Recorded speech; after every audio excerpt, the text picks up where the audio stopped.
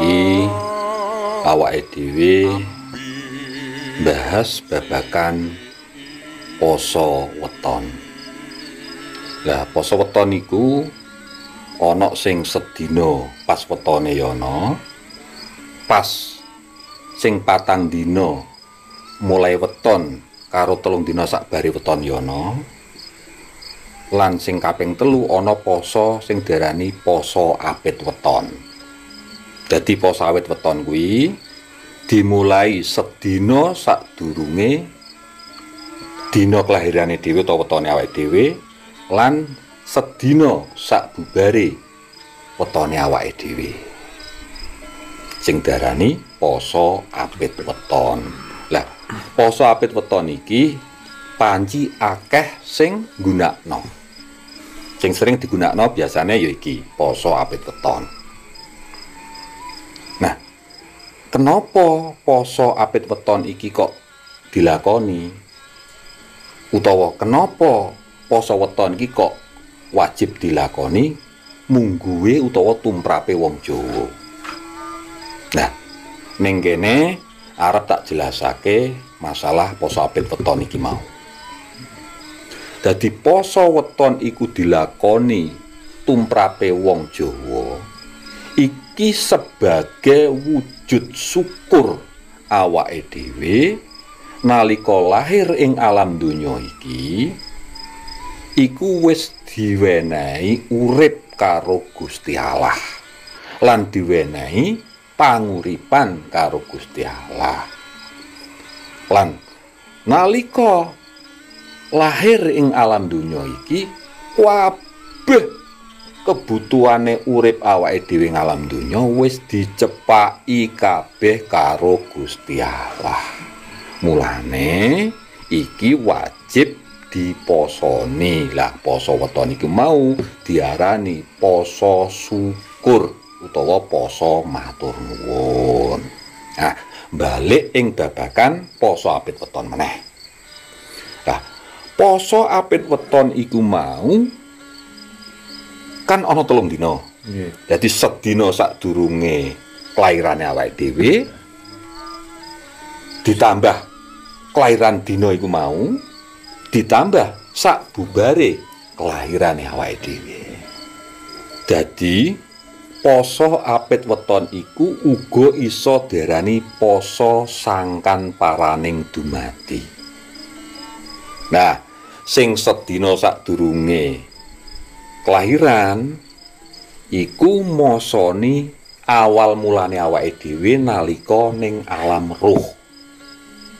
Dadi sadurunge lahir nang alam donya iki, manungsa iki wis ana ing alam ruh.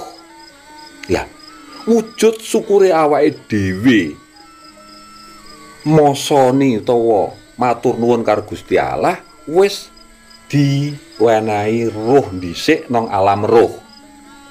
Nah, iki kudu disyukuri utawa diposoni iku mau. Terus poso syukur utawa matur nuwun nalika lahir dina kelahiran iku mau.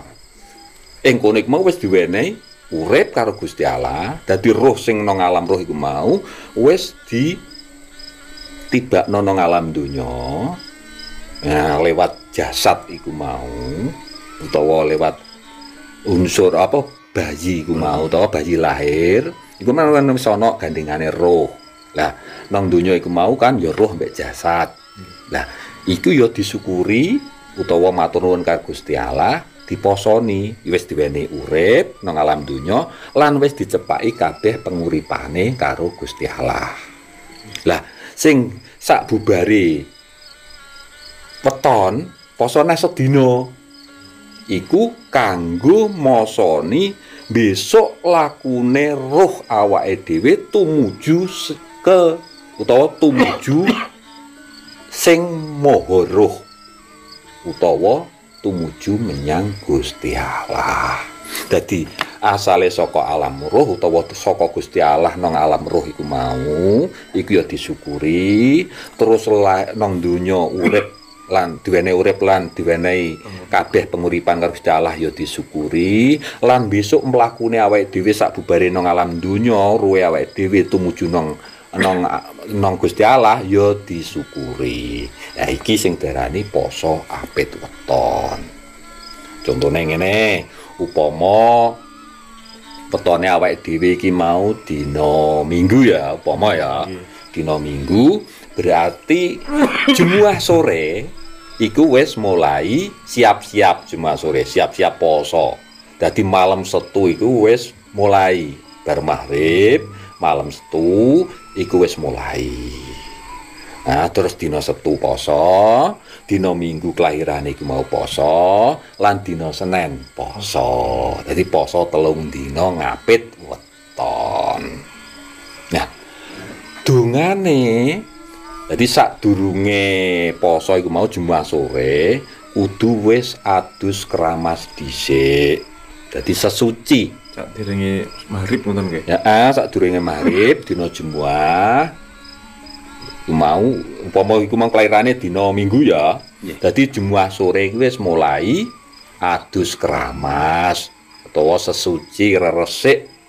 Lah, niate adus ngene, ya ana niate adus. Bismillahirrahmanirrahim. Niat ingsun adus angedusi sedulurku 4, 5 badan, 6 bumi, 7 lintang jauhar. Adusku banyu suci angedusi badan jasmani. Rasa mulya badan sampurna. Sampurnane Dzatullah Idnullah Idnu Rasulullah. Oleh barokahe kalimah la ilaha illallah. Iku dungane adus keramas nalika arep poso apit weton. Nah, bar ngono terus dina malam Setune iku mau wis mulai poso.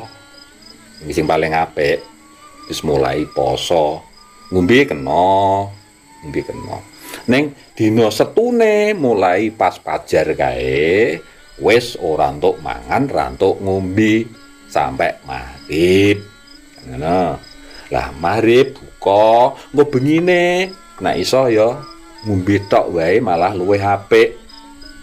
Bengine engko terus pajar ya ngombe tok kuwi, engko terus dina Minggu poso meneh, ora entuk mangan, ora entuk ngombe dina Minggu. Ya, sampai maghrib bukane ngombe banyu putih meneh. Ya, sampai bengine pajar sahur meneh nganti dina Senin iku mau awet pajar nganti tekan maghrib ora entuk mangan, ora entuk ngombe utawa poso meneh. Iku sing luwih apik asline. Ning ya ana sing model utawa ana sing luwih ringan. Dadi bengi oleh mangan kaya poso biasa. Ya, mangan ngombe oleh, ning nak esuk utawa awan ora entuk mangan, ora entuk ngombe. Nah, dadi 3 dina iki ngono kuwi. Iku sing diarani poso apit weton. Dadi tak baleni meneh, poso apit weton iku mau wujud syukure awake dhewe nalikane wis digawe Gusti Allah nang alam roh, terus nang alam donya iki ya wis diwen urip lan penguripan karo Gusti Allah, lan besok nalika wis ninggalno donya iki tumuju ning Gusti Allah ya disyukuri. Dadi cara nak dijumbuhke karo agama Islam iki nang tetembungan utawa ana sing diarani ana nang ayat iki innalillahi wa inna ilaihi rajiun. Iku sing diposoni, sing diarani poso apit weton iku mau ana. Paham ya iki ya? Para ming dumadi ngono iku.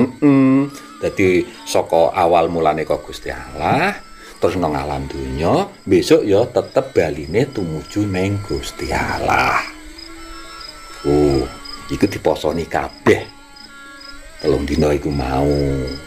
Sing diarani poso apit weton. Iki paham ya iki ya poso apit weton ya. Niate apa lho, Mbah? Iku niat aduse tak baleni meneh. Bismillahirrahmanirrahim. Niat ingsun adus angedusi sedulurku papat 5 badan 6 bumi 7 lintang jauhar. Adusku banyu suci angedusi badan jasmani. Rasa mulya badan sampurna.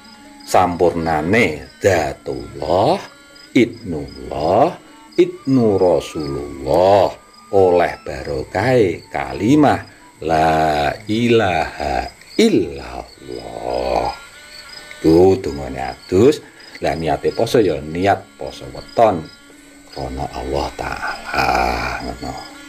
Ya, cukup semene dhisik babagan poso apit weton. Engko liya dina disambung sing babagan liyane meneh. Matur nuwun sanget.